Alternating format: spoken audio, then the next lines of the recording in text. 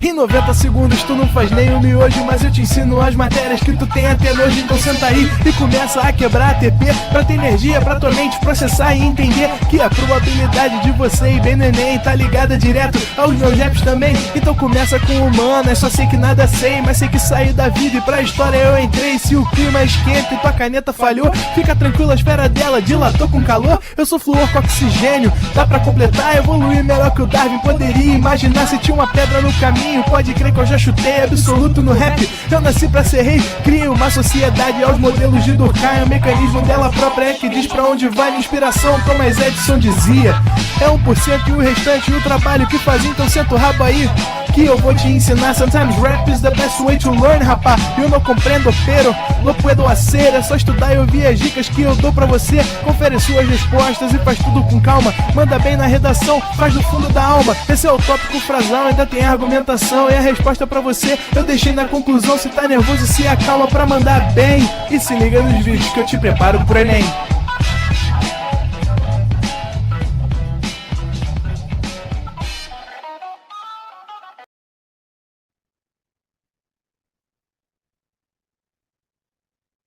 Salve, galera do Enem, pedindo bênçãos, entidades do tempo, para falar com vocês sobre a continuação da nossa República Oligárquica, da nossa República Velha, nossa primeira república. Falamos nossa última aula de Brasil sobre Prudente de Moraes, sobre Campos Salles, sobre Rodrigues Alves, e agora vamos continuar. O Café com Leite está acontecendo. Os três primeiros presidentes, Prudente de Moraes, Campos Salles e Rodrigues Alves, eram todos de São Paulo, eram todos cafeicultores, eram todos advogados formados na Universidade de Direito de São Paulo, que vai ser ali o embriãozinho da USP. E agora, finalmente, um mineirinho, chegando ao poder. E esse cara é o senhor Afonso Pena. E temos muito pouco ao que falar do Afonso Pena, porque não é tão relevante para a gente, assim. Ele tinha um lema: governar é povoar, e por isso que ele vai organizar a edição do Marechal Cândido Rondon. O pessoal do Cuiabá, do Centro-Oeste, sabe que tem muita homenagem ao Marechal Cândido Rondon.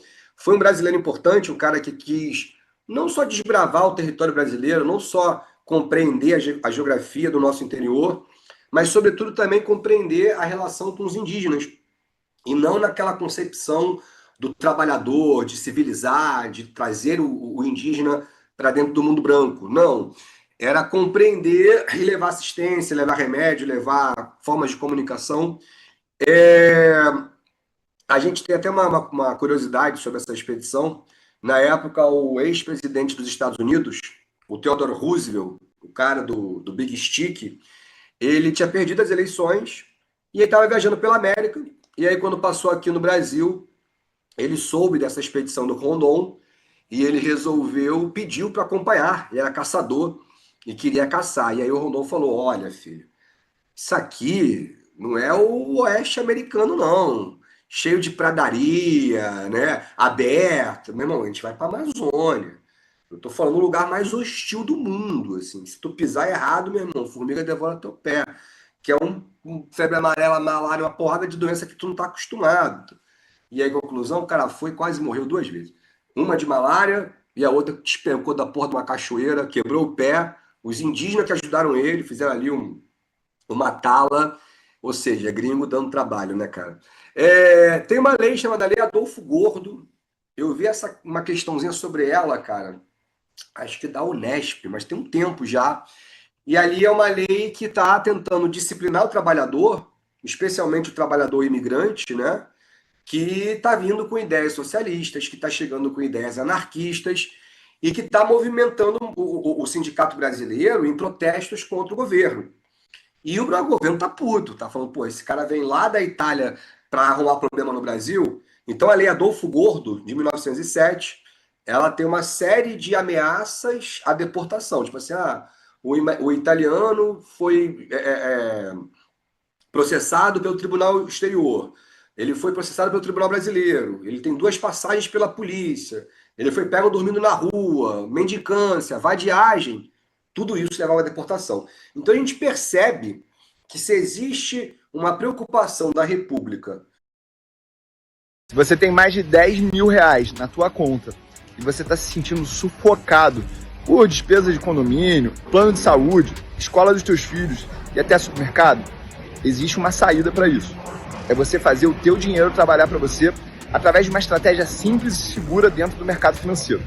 Eu estou falando de você surfar tendências, e é isso que eu chamo dos ganhos explosivos. Fazer mais de 100% com o teu dinheiro em menos de 30 dias.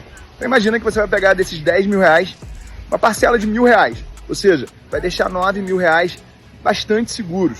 Esses R$1.000, você vai surfar tendências, sejam de alta ou sejam de baixa, no mercado financeiro, vai dobrar esse valor.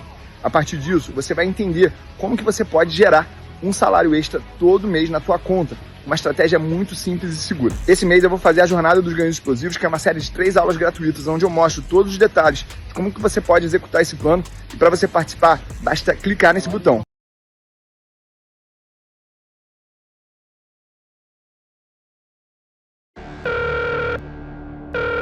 Alô? Alô, senhora? Recebemos um sinal do seu sistema de alarme Verisure. Foi alguém conhecido? Não, tô sozinha. Por quê? Detectamos uma invasão, mas não se preocupe, já acionamos a polícia. Como assim? O que eu faço? Verifique se as portas estão trancadas e procure um lugar seguro.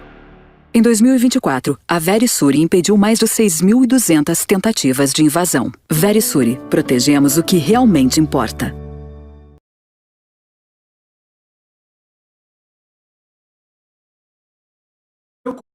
Mas negro com certeza.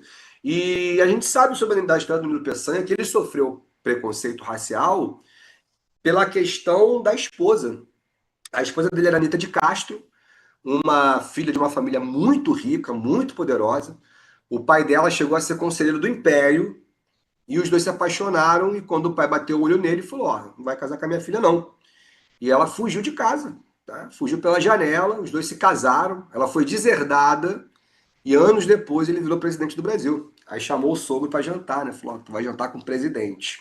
Bom, galera, o que está acontecendo agora é o seguinte: a gente está falando de 4 presidentes consecutivos, de São Paulo e agora Minas Gerais, e existe no Brasil ali uma insatisfação com sempre cafeicultores, advogados dos mesmos estados governando o nosso país. Então surge uma candidatura diferente, de um militar gaúcho chamado Hermes da Fonseca, sobrinho de Deodoro, beleza? E ele vinha com a promessa de ser o seguinte: olha, eu sou diferente disso tudo aí. Eu não sou nem de Minas, eu não sou de São Paulo, eu não sou do PRP, eu não sou do PRM, eu não sou cafeicultor e não sou advogado. Então eu não sou da oligarquia. E ele foi um fenômeno eleitoral, um fenômeno. Tanto é que o indicado do governo para a próxima brincadeira do café com leite era o Rui Barbosa. E o Rui Barbosa viu o Hermes da Fonseca com muita preocupação e lança uma campanha civilista. Ah, professor, o que é uma campanha civilista? Uma campanha que defende a candidatura de um civil e não do Hermes da Fonseca, que é um militar. Entenderam a ideia? E o Rui Barbosa, ele não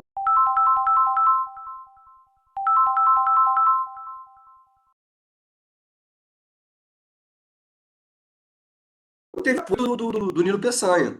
O Nilo Peçanha já estava com a cabeça, ele era carioca, né? De que podia ser uma boa ideia quebrar essa oligarquia. E acontece, a campanha civilista foi um fracasso e o Hermes da Fonseca ele consegue chegar à presidência. Vamos fazer uma análise mais ampla? Existe uma teoria, ela não tem um nome não, mas diversos professores de história acompanham esse fenômeno, que de tempos em tempos sempre surge um candidato outsider. Entendeu o que é outsider? Do lado de fora. Um cara que ele vem de paraquedas, irmão, de fora da política tradicional e acaba ganhando uma quantidade muito grande de voto. Primeiro é o Hermes da Fonseca, que vai ser eleito quebrando o café com leite com esse discurso de que ele é honesto, de que ele não é corrupto, de que ele não é oligarca. Muitos anos depois, um cara chamado Jânio Quadros, professor de português de um partido desconhecido chamado PTN, que nunca tinha terminado o mandato na vida dele, e consegue ser eleito, quebrando uma longa jornada de presidentes ou do PTB ou do PSD. Era um revezamento ali, tanto com presidência e vice. E ele vem como um fenômeno eleitoral, com vassoura na mão, vamos varrer a corrupção do Brasil e tal. E ele conseguiu ser eleito, com votos percentuais maiores do que o próprio Vargas, assim. Vamos acelerar mais ainda. Fernando Collor de Mello, se ligou? O cara, pô, professor, falar que o Collor vem de uma política diferente da tradicional é sacanagem, concordo. Assim, ele é filho, porra, de uma oligarquia de curral eleitoral em Alagoas, desde a época de Vargas, do Lindolfo Collor. Assim, então ele tem toda uma família mergulhada. Mas o Collor, quando aparece para o Brasil, ele era um desconhecido. Ele era governador de Alagoas, né? Tinha sido prefeito de Maceió, indicado pelos próprios familiares e tal.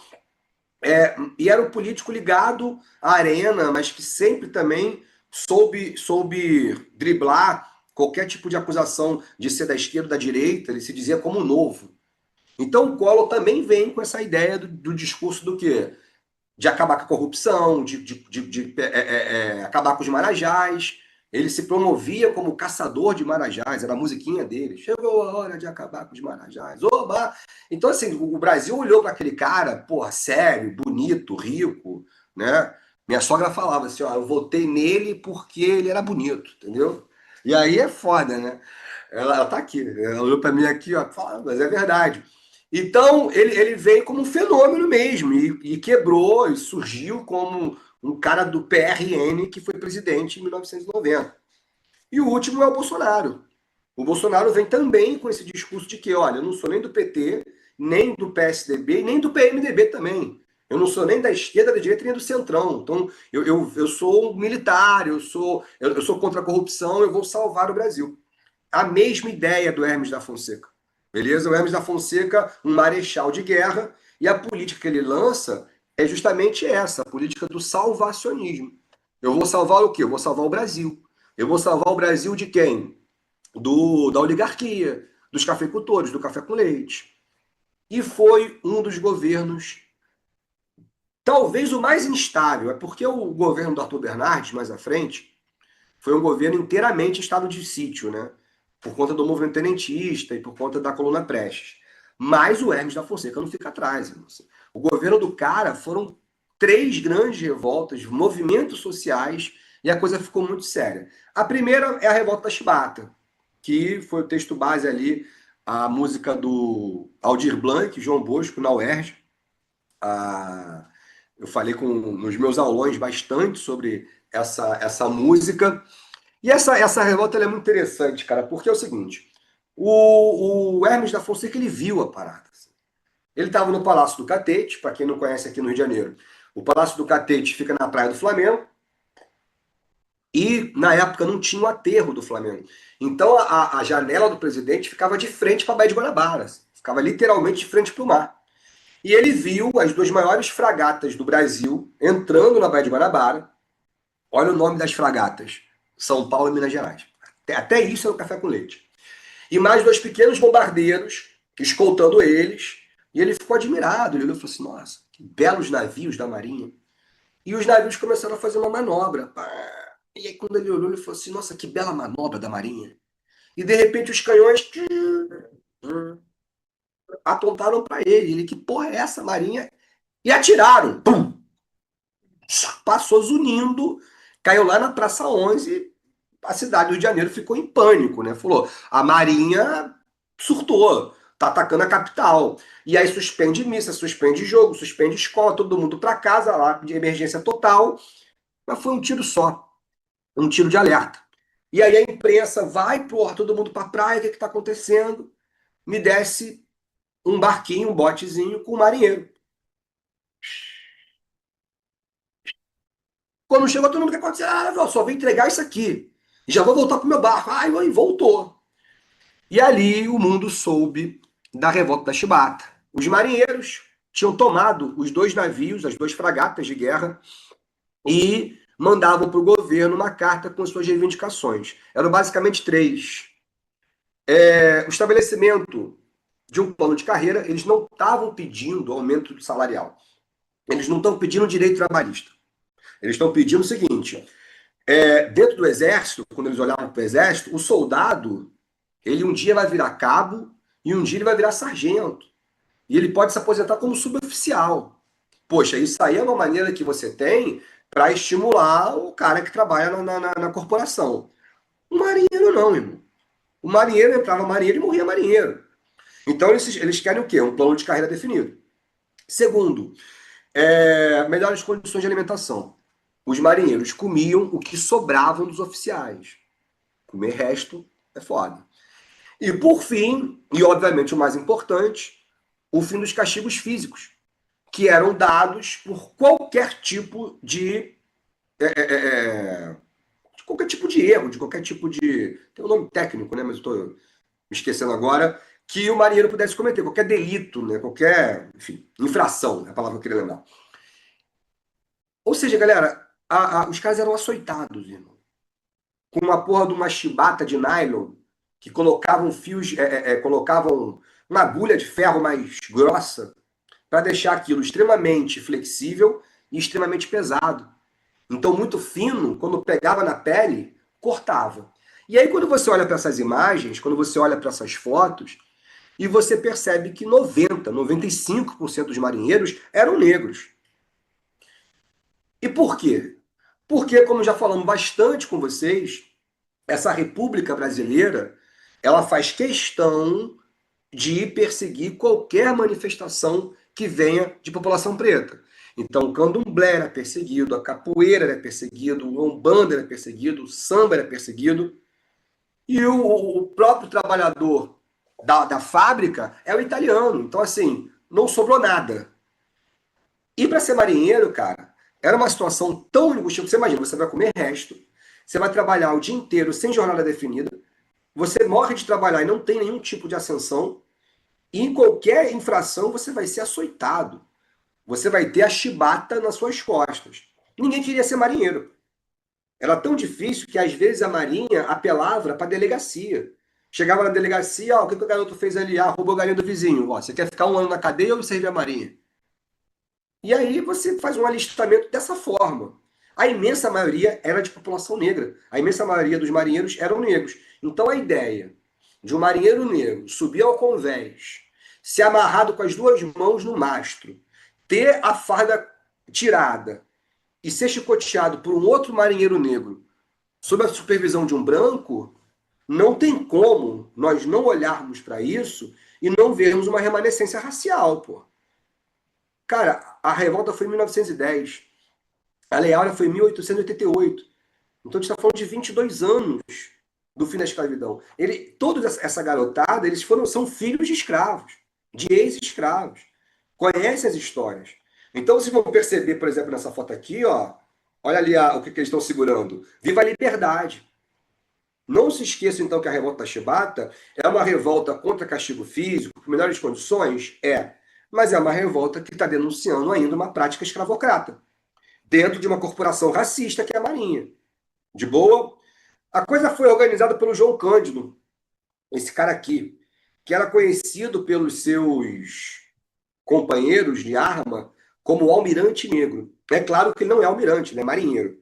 Mas ele tinha tanto tempo de marinha e conhecia tão bem as funções do navio que em longas viagens os almirantes estavam de saco cheio, deixava ele no comando e iam dormir, iam jogar pôquer, entendeu? E os marinheiros ficavam muito orgulhosos. Falou, pô, cara, é um marinheiro igual a gente, mas que comanda o navio, que comandava mesmo. Então, entre os marinheiros, ele tinha esse apelido, o Almirante Negro. Era um cara que nunca tinha tomado uma advertência, nunca tinha feito uma infração, nunca foi chicoteado. Era considerado pelos oficiais como um marinheiro perfeito, assim.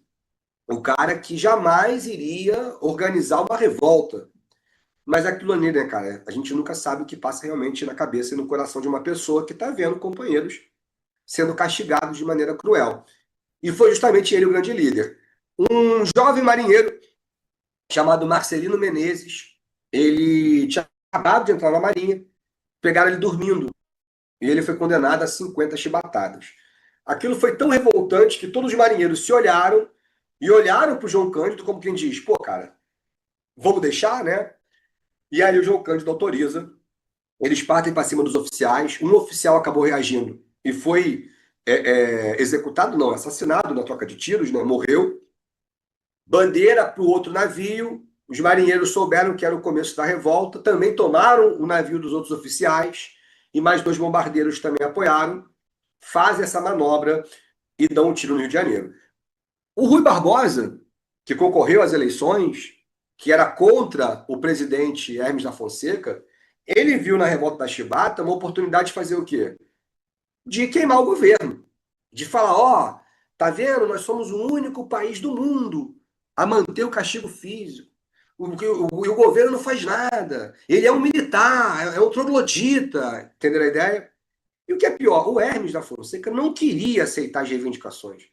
Ele queria tratar a revolta da Chibata como uma insubordinação militar. Então ele se recusava a negociar com os caras. E ele tinha um plano de tentar colocar os fuzileiros navais para invadir os navios na madrugada, tomar o poder, matar os marinheiros e libertar o navio. Só que os marinheiros, todo fim de tarde, saíam da Baía de Guanabara, iam para mar aberto, e quem vai pegar os caras? Dormiam e voltavam de manhã de volta para a Baía de Guanabara para assumir o mesmo ponto de manifestação. Isso foi para a população carioca, assim, cara, uma coisa muito maravilhosa. A galera ficou encantada. Então vinha na Praia de Botafogo, na Urca, Flamengo, Glória, na antiga praia do Russell, todo mundo ficava ali acenando com cartaz, vivos marinheiros, o Rio de Janeiro está com vocês, todo mundo acenando para os marinheiros, o que deu mais ânimo ainda para eles continuarem a manter a posição. Cara, depois de 7 dias que o governo foi trucidado pela população, pela imprensa mundial, compararam a revolta da Chibata com o levante do encouraçado Potemkin, que aconteceu na Rússia, dos Romanovs. Então, assim, foi uma coisa realmente muito grandiosa. E, ao final, o governo cedeu. Ele proibiu a chibata, melhores condições de alimentação, plano de carreira igual ao do Exército, e o Rio comemorou, foi uma grande festa, foi um negócio assim, de grande comoção popular. Aqui é o João Cândido devolvendo o comando da Marinha para o almirante. E beleza, assim, passaram 3 meses, ninguém mais lembrava da revolta da Chibata, e os fuzileiros navais resolveram se rebelar. E essa é uma das rebeliões mais estúpidas que eu já vi na minha vida. Porque os fuzileiros se rebelaram por melhores condições, plano de carreira, algo muito parecido com os marinheiros. E eles vão se rebelar contra a Marinha. Mas eles se rebelaram contra a Marinha numa ilha, irmão. Porra, como é que você se rebela contra a Marinha se tu está cercado de água? Que foi o que aconteceu. E aí, na Ilha das Cobras, a Marinha chegou já com a fragata, meu irmão, bombardeando todo mundo, os caras em 2 horas se renderam, foi todo mundo preso, e aí vem a covardia, né? A Marinha fala que são os fuzileiros, mas que também foram os marinheiros. E foi todo mundo pra cadeia. Isso aí a população não sabe. Ninguém tá sabendo disso. Chegamos no Natal, banquete da Marinha na Ilha Fiscal, e aí um dos contra-almirantes sai, pega 2 baldes, entra no barquinho e fala pro barqueiro, me leva pra Ilha das Cobras, onde estava todo mundo preso. Chegou lá, ele manda abrir as tampas. As prisões eram subterrâneas. Então, quando abriu as tampas, os marinheiros e fuzileiros achavam que era comida. Afinal, era Natal, né? E o cara tava com 2 baldes de pó de cal. Cal é uma tinta vagabunda que você usa para pintar calçada. Só o pó é extremamente tóxico. Ele irrita a tua traqueia a ponto dela fechar e você morre asfixiado. Mais de 200 pessoas morreram com o atentado desse almirante, que até hoje a gente não sabe quem é. Incrivelmente, 2 sobreviveram. E um deles era o João Cândido. Os 2 foram jogados no mar. Incrivelmente, o João Cândido foi encontrado na praia de Botafogo, inconsciente, reviveram ele, e quando ele volta, ele não reconhecia mais nada, não reconhecia ninguém, ficou louco. Internaram ele no Pinel, já era o Pinel que a gente conhece aqui no Rio de Janeiro, o hospital psiquiátrico da FRJ. E nunca mais soubemos de João Cândido. Muitos anos depois, um jornalista aposentado estava sentado na Praça 15 e viu um senhor com um cesto de peixe. E ele reconheceu, falou, João? Ele parou. João Cândido? Falou, sou eu. O Almirante Negro? Não me chamam assim há muito tempo. E ele fez uma entrevista com o João Cândido. E essa entrevista ficou muito famosa e por isso nós sabemos tudo isso que eu estou contando para vocês. Senão nós não saberíamos nunca. A Marinha, na época, pediu desculpas e inseriu novamente o João Cândido, acho que já com 70 anos, novamente na Marinha, para ele ganhar pensão e tal. Então foi um gesto, pelo menos, que ficou bom para a família. Mas, muitos anos depois, estamos durante a ditadura militar, e o Aldir Blanc, que faleceu 3 anos atrás, de Covid-19, ele fez essa música, que caiu na UERJ, né? Ontem. Foi o texto base de linguagens. E essa música é muito maneira porque ela foi toda censurada, mas ainda assim ela tem todo um sentido que você compreende. E a música é assim: há muito tempo nas águas da Guanabara, o dragão do mar reapareceu, na figura de um bravo feiticeiro, a quem a história não esqueceu. Repara, feiticeiro nada, né? É marinheiro. Essa é a versão gravada censurada. E essa versão aqui é a versão original. E para quem é bom de cabeça, vocês vão lembrar que quando eu falei de um jangadeiro lá no Ceará, que recusou traficar escravo e foi apelidado de Dragão do Mar, é justamente isso que está acontecendo. O Dragão do Mar reapareceu, um cara que não admite a escravidão, o racismo, na figura de um bravo marinheiro, a quem a história não esqueceu. Conhecido como navegante negro, não é navegante, vou cantar o original.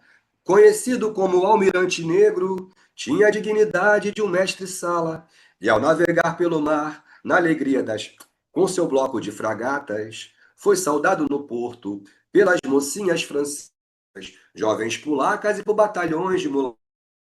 Está fazendo a referência a esse vai e vem na Baía de Guanabara e como que eles eram recebidos pela população carioca.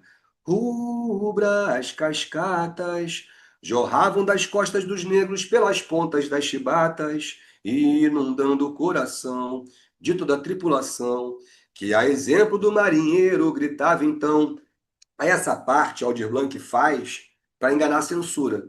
É uma coisa sem sentido. Glória à farofa, à cachaça, às baleias, glória aos piratas, às mulatas, às sereias. Aí ele volta para a música. Glória a todas as lutas inglórias, que através da nossa história não esquecemos jamais. Aí ele está fazendo o quê? Uma referência a todas as grandes lutas, como Malês, como Conjuração Baiana, que lutaram pela liberdade, também por várias revoltas sem nome, né? E termina, salve o almirante negro, que tem por monumento as pedras pisadas no cais. Então olha que bonito, né? Salve o almirante negro, que tem por monumento as pedras pisadas no cais. Ou seja, ele não tem nada. Qual é o monumento que ele tem? A pedra pisada. E aí, em 2010, foi o centenário da Revolta da Chibata. E o Eduardo Paes era presidente na época, o atual presidente do Rio de Janeiro, que é um que gosta muito de samba, que gosta muito de carnaval, que gosta da história do Rio de Janeiro, que também sabe muito bem fazer política, né? E aí ele finalmente colocou lá uma estátua, um monumento, em homenagem a João Cândido, e disse, agora não são mais as pedras o monumento a João Cândido, ou seja, agora existe lá uma memória, uma contribuição étnica de um herói negro. Isso é muito importante. Beleza, pessoal? Deixa eu ver aqui o que vocês estão falando aqui no chat. Opa! Olha eu fazendo cagada aqui. Bem, beijo pra Rita, Raik, Ivonete, Milena, Osmar. Fala, Osmar. Tu cantou não, só tô arriscando. Beleza? Fofoca das boas, né? Pesada, história pesada, galera. Então vamos lá, galera. Uma outra revolta que acontece, na verdade, não é bem uma revolta, é uma guerra, é a Guerra do Contestado. Então vamos lembrar o seguinte: essa região entre Paraná e Santa Catarina é uma região que foi anexada pelo Brasil, estava em litígio com a Argentina. Mais uma vez o Barão do Rio Branco resolveu essa pra gente. E aí, como o território vem para o Brasil, começa Paraná e Santa Catarina a brigar pelo território. E aquela região acabou sendo chamada de contestada. É uma região contestada pelos dois. Como ficou sem dono, juntou uma galera pobre camponesa e mudou para lá. E começaram a criar ali uma comunidade sob a liderança desse cara aqui, que é um beato, chamado José Maria. Então, a comunidade começou a crescer e começou a virar um povoado mesmo, assim, onde tudo era coletivo e tinha uma igreja e existia todo um comportamento de comunidade ligado aos ensinamentos desse cara chamado José Maria. Para quem é malandrão e malandrona, tu já tá ligado que isso lembra muito uma outra guerra, que é a Guerra de Canudos. Então fica ligado que o contestado, ele é muito comparado com Canudos. Por quê? Porque é um movimento popular, é um movimento comunitário, é um movimento sertanejo e é um movimento messiânico, porque existe um líder que cumpre ali um papel de Messias. Beleza, galera? Entenderam isso? Então, nesse ponto é tudo parecido. Existe uma comunidade no interior de Santa Catarina que segue José Maria. E eles são sertanejos, agricultores, pessoas muito pobres, muito humildes. Agora, a remoção dessa galera vem por um outro motivo. Uma empresa americana chamada Brazil Railway fechou uma licitação para construir uma ferrovia, olha lá, que ligasse o Paraná até o Rio Grande do Sul, passando por Santa Catarina. Avisaram aos americanos, olha, no meio do caminho tem uma comunidade cheia de gente. Os americanos falaram, fuck you, né? O que são peoples? Brazilian peoples. E começaram a construir. E aí, quando a ferrovia chegou, eles viram que ela não ia passar tão fácil assim. Os sertanejos do contestado atacaram o trem, roubaram o trem, queimaram o trem, queimaram a ferrovia toda. E aí começa uma guerra, né? O governo federal manda as tropas e olha a pinta da galera do contestado, irmão. Tu vê a galera aqui, ó, pessoal, tu vê que tem uma galera descalça, irmão. Tem um cara aqui de sanfona e violão. O que eles estão fazendo aqui eu não faço ideia. E aí tu olha para essa galera e tu fala assim, pô, pessoal, professor, mas é uma galera muito humilde, muito sertaneja, com toda certeza. Mas vou te falar, o exército brasileiro demorou 4 anos para reprimir esses caras aqui. Casca grossa, tá? 4 anos. E sabe o que é pior ainda? Eles só foram reprimidos porque o Hermes da Fonseca tinha acabado de comprar 2 aviões de guerra e o governo brasileiro resolveu testar os aviões de guerra na cabeça de gente pobre. Eu acho muito louco, cara. O Santos Dumont sobrevoou não, né? Voou 150 metros com 14 bis em 1906. Em 1912, a gente está falando de avião de guerra, cara. Avião de guerra. Então, assim, como é que pode? O negócio é muito rápido, né? Principalmente quando se trata de fabricar matança. Foi uma repressão violenta. Então, é mais um capítulo semelhante a Canudos.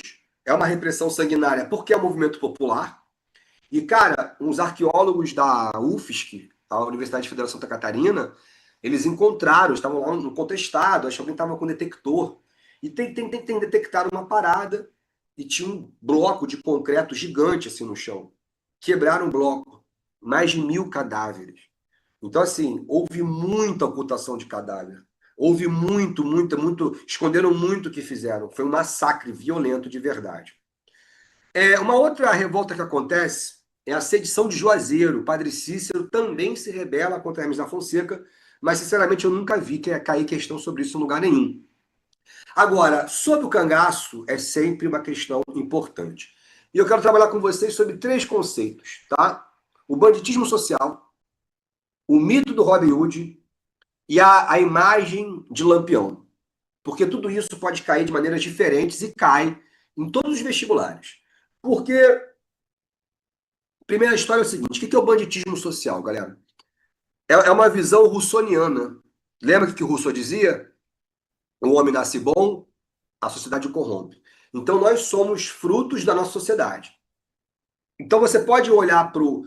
Quando você, por exemplo, você pega o livro Capitães de Areia, do Jorge Amado, e aí tem a galera do Pedro Bala, né, que são os moleques de rua de Salvador. E eu não lembro quem era um dos personagens, que o sonho dele era ser cangaceiro. E ele comprava os jornais, né, roubava os jornais sempre que tinha a manchete de Lampião e tal, e o sonho dele. Isso é o banditismo social. É o moleque que é pobre, ferrado, excluído da sociedade, que só teve violência na vida e que olha para a marginalidade como uma forma de enfrentar o sistema e como uma forma de sobreviver. Então é a mesma coisa que acontece no cangaço na favela do Rio de Janeiro. O moleque não tem nada, só tem miséria, beleza? Galera, quando dá essas travadinhas, é porque, infelizmente, o meu cabo de rede, ele dá uma soltada. Soltada não, cara, eu acho que é até meu computador. Já falei com o Planinho que a gente vai providenciar isso aqui, mas aí eu tô percebendo aqui, aí eu paro, tá? Fiquem tranquilos que depois ele volta. É só essa oscilação, de repente ele cai, mas ele volta. É porque entra o Wi-Fi, aí nessa de sair e voltar o Wi-Fi dá uma oscilada. Até semana que vem está resolvido de vez. Mas, voltando. Então, é o que eu tava falando, é o moleque da favela que fala, mano, eu não tenho oportunidade de nada. Mas sabe quem tem o carrão na favela? É o traficante. Sabe quem é o cara cheio de joia? É o traficante. Pô, então eu quero ser o quê? Eu quero ser traficante. O cangaço no Brasil começa, tem várias teorias não, assim, mas tem uma galera que vai mais pela galera sobrevivente da balaiada, do cara chamado Negro Cosme, que vai organizar uma milícia negra. Mas ali é que eu falo, esses caras viveram muito no sertão, mas tinha uma questão racial muito nítida ali. O cangaço não. O cangaço ele é banditismo mesmo, ele é o sertanejo que está pegando em arma. Então, quais são as teorias dos primeiros cangaceiros? Os coronéis, esses grandes latifundiários, volta e meia entravam em guerra entre eles, brigando por terra. E aí, nessa guerra, quando o coronel perdia, ele ia embora da terra, e os sobreviventes pistoleiros, nós chamamos de jagunços, eram todos jurados de morte, porque já tinham matado uma galera do outro lado. Então esses caras fugiam pro sertão, porque o sertão, meu irmão, ninguém vai para lá. E aí, mano, esses caras vão virar o que da vida? Vão virar agricultor? Vão virar lavrador? Vão virar camponês? Não. A única coisa que eles conhecem é matar. E aí eles começam a formar os primeiros bandos de assaltantes, que assaltam uma fazenda, que assaltam um trem, que assaltam um banco e se esconde no sertão e vai pro cangaço. Então esses caras começaram a criar fama. E essa forma de vida começou a atrair pessoas que falam, eu não quero ser sertanejo, eu não quero ficar dando dinheiro para um coronel, não vou virar cangaceiro. Isso é o banditismo social. É o exemplo que eu sempre dou do próprio Lampião. O Lampião ele era filho de um proprietário de terra, de um pequeno proprietário de terra, um sítiozinho, e vivia com seus irmãos, irmãs, pai e mãe, até que começa a ser assediado por esses jagunços, a mando de um coronel, que quer a terra dele. Falou, ó, tu vai ter que dar tua terra, olha, tua terra é nossa, tua terra não é tua. E o pai do Lampião, não, não, não, não. Um dia os cangaceiros, desculpa, os jagunços foram lá e mataram toda a família do Lampião. Todos os irmãos, todas as irmãs. E o Lampião conseguiu fugir junto com o irmão mais velho pela janela. E foram jurados de morte, né? E foram pro sertão. Acabaram sendo adotados pelos cangaceiros e vão virar o quê, galera? Estudante de direito? Pô, os caras vão mesmo, eles querem matar o coronel de qualquer forma, entendeu? Então é isso, o moleque de 13 anos já viu a família inteira ser trucidada na frente dele. Ele vai crescer no cangaço. Tu acha mesmo que esse moleque lida como com a morte? Como algo banal, como algo normal. E o Lampião foi, cara, ele ficou mais de 30 anos no cangaço. São 33 anos, eu acho. Desafiando o governo, desafiando a polícia, desafiando o exército. E mantendo como o criminoso mais conhecido do Brasil e um dos mais conhecidos do mundo na época. Porque ninguém conseguia entrar no sertão. Ninguém entrava e tu morria, ninguém. Foi feita uma polícia especial, chamada Volante, tentando se especializar para pegar rastro do Lampião, para pegar o rastro dos cangaceiros e matá-los. Eles não conseguiam. E aí vem a ideia do mito do Robin Hood. Galera, nenhum cangaceiro roubava do rico para dar ao pobre. Não é essa a questão. A questão é, claro, que os cangaceiros, ao terem êxito em certos roubos, eles vão ajudar uma porrada de gente. Essa galera, esse cangaceiro, tinha, 8 irmãos, 5 irmãs, porrada de primo. E vai ajudando, e quando percebe, você já ajudou uma quantidade gigantesca de pessoas. Então, existe uma ajuda familiar, que envolve centenas de pessoas, e também uma ajuda naquela coisa, tipo assim, olha, eu não quero denúncia, eu quero que alguém, quando precisar de abrigo, me abrigue, eu quero proteção. Isso vai acontecer, porque já existia com o cangaceiro uma admiração popular. Quando esses caras dão um pouquinho de dinheiro, porra, os caras viraram herói, entendeu? Então, o Robin Hood é um mito. Tá? Eles não era o objetivo do cangaço criar ali uma concepção marxista de distribuição de renda forçada. Mas existia essa ajuda com vários motivos diferentes, heterogêneos, e também com a intenção de cumplicidade, intenção de ajuda da população mais pobre. E o que a gente debate muito hoje, e aí é um debate muito longo e muito complicado, é que assim, quando você analisa a vida do Lampião, o maluco matou gente pra cacete. Assim. Estima-se que ele tenha comprovado mais de 60 homicídios. Comprovados. Então é provável que ele tenha muito mais. Ah, professor, mas falavam que o Lampião não era estuprador, porque ele tinha a Maria Bonita. Beleza, que ele não fosse. Diversos do bando eram. E eram mesmo, assim. E não eram julgados nem punidos por isso. Sequestro de diversas mulheres que eram sequestradas e eram obrigadas a andar com o bando, entendeu? Então, estou falando de todo tipo de crime que você possa imaginar. Sequestro, estupro, assassinato, tortura, tudo. O Lampião, uma vez, um cara reclamou da comida da senhora que ele gostava, ficava muito salgada, ele mandou o cara comer o sal inteiro da cozinha, o cara teve um piripaque na hora ali, no sertão comendo. Então, assim, como é que um cara tão violento, tão cruel como o Lampião pode se transformar nessa figura lendária, né? Você vai no restaurante nordestino, tá lá a imagem do Lampião, irmão, grandona. Você vai na feira aqui de São Cristóvão, de cultura nordestina, você vai ter várias referências ao Lampião. Você vai no Nordeste, vai tirar foto, botando a cara lá. Como é que você pode tirar foto com um cara que matava de tanta forma? Aí tem que entender um lado que a gente não tá, né? Que é o nordestino pobre, analfabeto, fudido, que nunca teve nada da República, que nunca teve nada do Estado, que só é explorado pelo coronel, que vive uma vida de miséria, que morre cedo. E aí quando ele olha para um cara igual o Lampião, ele fala, pô, meu irmão, esse aí é igual a mim, cara. Veio da mesma terra, veio da mesma labuta, veio da mesma pobreza, mas não se curvou ao Estado, mas não se curvou ao sistema. E através da bala, através da coragem, da valentia, de desafiar o sistema, ele vira esse anti-herói, que é o cara que não tem a nobreza de salvar a mocinha do castelo, mas que está matando o cafajeste também, que está matando o coronel que explora, que está matando o Estado que não faz nada para ninguém, que está fazendo o Estado de bobo, que está deixando a polícia como idiota.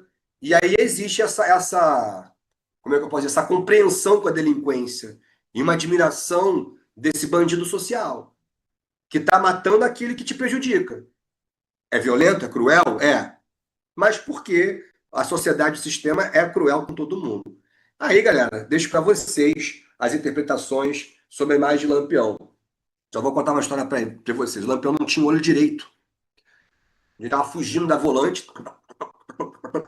Aí, ó.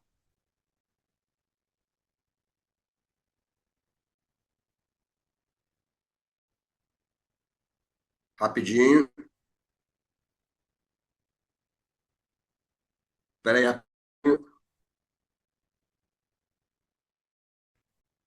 Pô, finalzinho da aula, pô, a internet do cabo resolveu cair. Bom, tá no Wi-Fi, estão me ouvindo bem? Agora voltou. Repararam que essa travadinha é quando cai o cabo de rede. Mas aí o Lampião, meu irmão, fugindo da polícia, olhando pra trás, olhando pra trás. Uma hora que ele vira um cacto, pá, na cara dele. Um espinho entrou bem no meio do olho dele. Continuou, pá. Fugiu da polícia, foi pro esconderijo, no final do dia tudo inflamado, né, meu irmão? Ele tirou o espinho, falou, ó, tem que ir pro médico. Ele falou, médico, o médico eu vou ser preso, pô. Tem como. E aí, cara, ninguém sabia o que fazer, já ficando com febre. Ele puxa a peixeira e bota no fogo. Quando a peixeira tava escaldando mesmo, já quase derretendo o ferro, o que ele faz? Derrete o próprio olho, filho. e disse: porque ferida de olho eu não sei tratar, mas de queimadura eu sei. Aí foi lá uma pomadinha, botou e perdeu o olho. Se dane. Todas essas fotos foram autorizadas por Lampião, é do mesmo cara, não vou lembrar o nome dele, é um libanês que acompanhou o grupo por muitos anos, depois acabou morrendo também por ter acompanhado o grupo. Aqui isso aqui, o mais alto à esquerda é o Corisco, era o melhor amigo e braço direito de Lampião.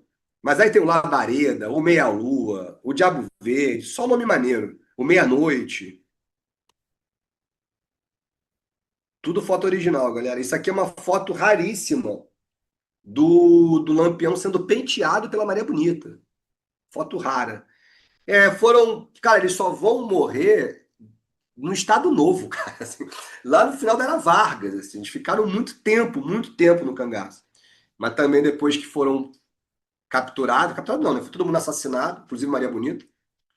As cabeças foram expostas como castigo exemplar, né? Tipo, ó, não façam o que os cangaceiros fizeram. Valeu, pessoal! Todo mundo de boa? Baile perfumado, muito bom, excelente, Chicão. Eu vi esse filme quando era moleque, cara. Faz muito tempo, cara, que eu queria ver de novo. Mas é isso, pessoal. Tô aqui para falar, conversando com vocês.